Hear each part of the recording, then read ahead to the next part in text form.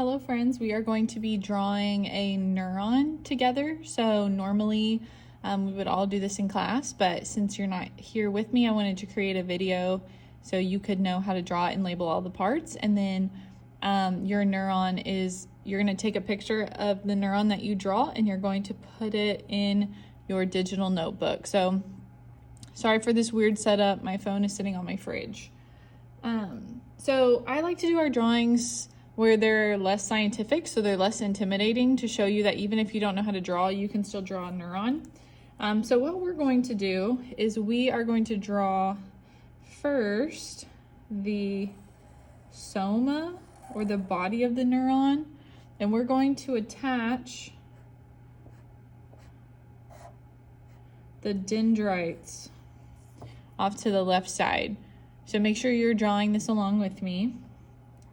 We're now going to draw the axon, which has the myelin sheath on it. And then we're going to finish with the terminal branches, and then we'll draw little dots on the end to represent the terminal buttons.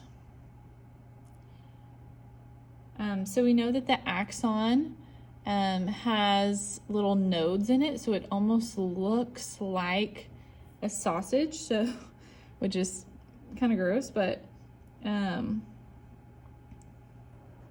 it'll have these little circles that are linked together like this. It almost reminds me of either a link of sausage or like a bracelet a little bit. So that's going to cover this axon, which hopefully you've watched the video and you know that the axon is where the message it travels through, so it gets passed on to the next neuron. So let's label these.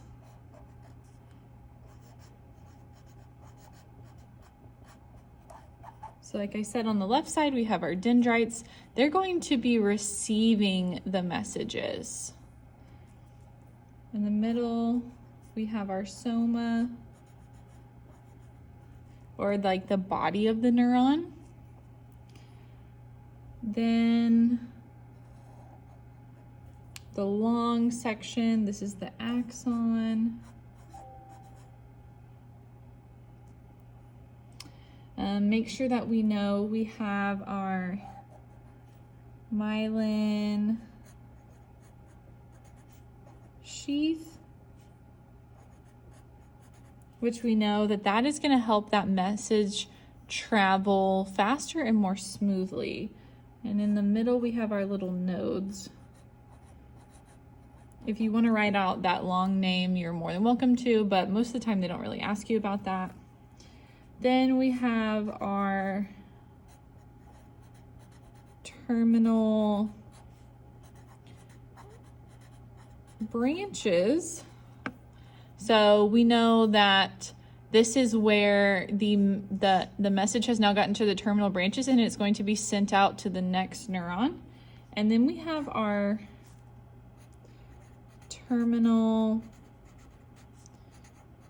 buttons, which this is where your neurotransmitters are going to live.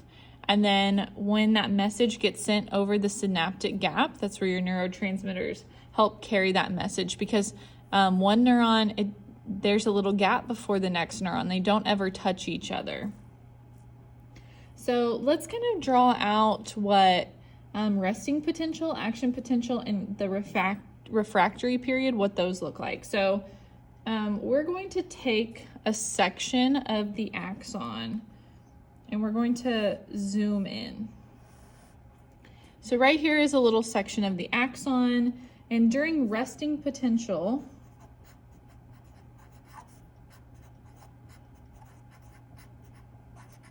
what do you think the neuron is doing?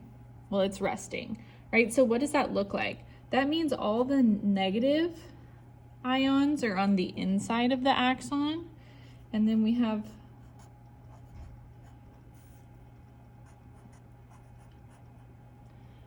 our positive sodium ions on the outside. So they're separate, right? We're just resting. We have positive on the outside, negative on the inside. So think about just two people chilling, not interacting, or resting. Nothing's really happening. However, next, that neuron starts firing, and so now we move from resting potential to action potential.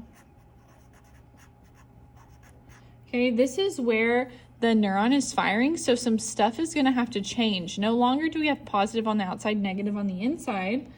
What we have is positive on the outside that is now going to go to the inside and make all the little ions on the inside positive. So think about those two people who were just chilling. Now they're fighting. Now they're mixing together, right? And then we can't stay in action potential forever. We have to go through a period before we can get back to our resting potential. And that is our refractory period.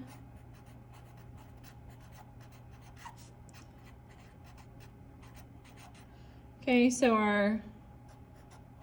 our positive ions that were on the inside, they are now getting moved back to the outside so we can go back to our resting potential and then wait for that neuron to fire again. So make sure you know the difference between resting and action potential, and then make sure that you know we always have to have a refractory period before the neuron fires again. We can't just keep firing and firing and firing. It's like if you are running, you can't run forever, right? You have to stop, rest, and then you can start running again. So let's do a little description below. So we have positive on the outside, negative on the inside. And like I said, a good example is like two people like waiting to fight each other. And then action potential, this is where the positive goes inside.